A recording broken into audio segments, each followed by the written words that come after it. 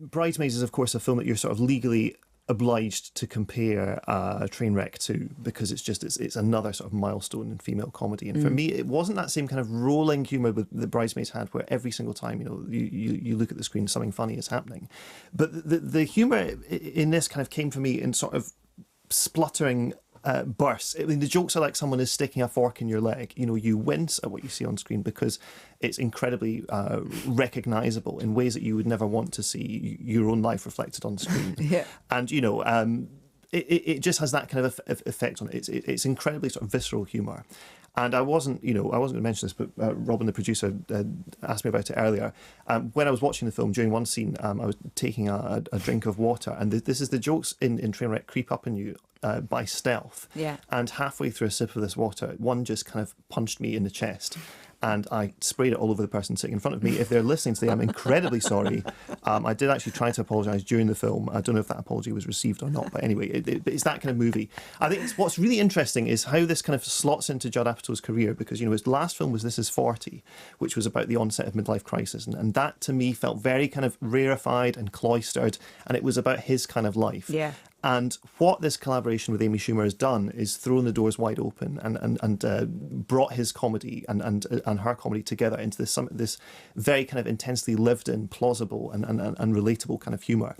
The Amy in this film is a softer, more likeable version of Schumer's stage persona. She's done a lot of stand-up, as she mentioned. Her stand-up comedy is better known in the States than it is over here, but really her stage persona is this kind of entitled New Yorker who's hilariously unaware of her own privilege.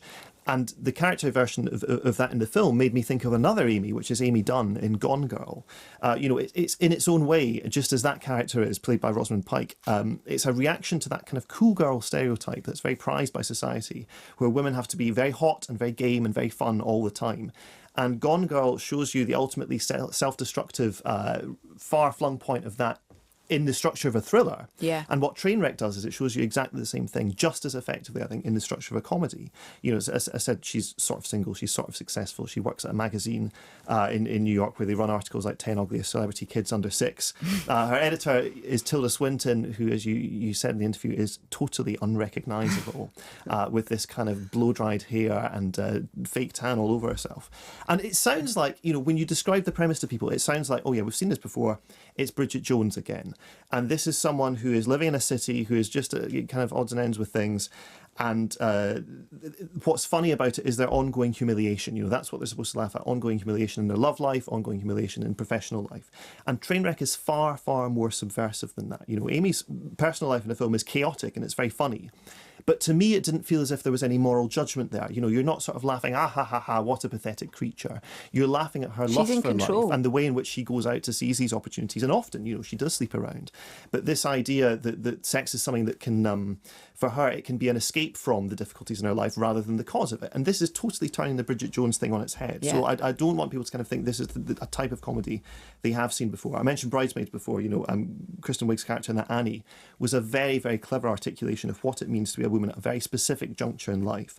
And Trainwreck is just as effective in doing that, but instead at a very different juncture in life.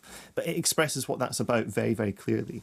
It's also, I don't want to rag on Bridget Jones, even though I think Bridget Jones is completely atrocious. I don't want to rag on it too much, but if you look at Bill Hader's character in this, he is a rounded human being and a kind of a sympathetic character, someone who you love and you want to see these people do well together. It's not like Hugh Grant or Colin Firth and Bridget Jones, where they are just straightforwardly a cad or straightforwardly a bumbling kind of idiot character. Yeah. These are really rounded people that you want to see get on together well with, but then if being together doesn't suit them, you don't, the relationship isn't always going to be the natural end point of this story. You can imagine them being just as happy apart from each other. And I think the film's kind of commitment to that realism and that very much an appreciation of how real life works, the awkward rhythms of real life and the way in which things don't always follow a prescribed narrative arc is really, really smart. For me, there's a crucial shot in Trainwreck that really sets out the film's agenda. And that's at the end of one of their dates, we see them sitting beside the Queensborough Bridge. Yeah. Now, this is a bridge that overlooks, I think it's the East River in New York.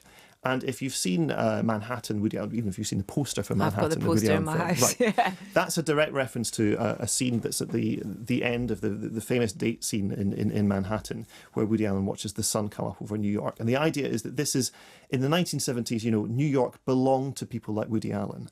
And Trainwreck, it's not just paying homage, it's giving a very clear statement of intent. You know, just as this was Woody's city in the 1970s, in the present day, this is a city belonging to Amy and people like her. Yeah. I think the film is much, much more subversive than it's perhaps being given credit for, just purely because it's so funny. You know, it's a very, very easy film to like. Yeah. But there's a lot going on here under the surface as well. I really, really enjoyed it.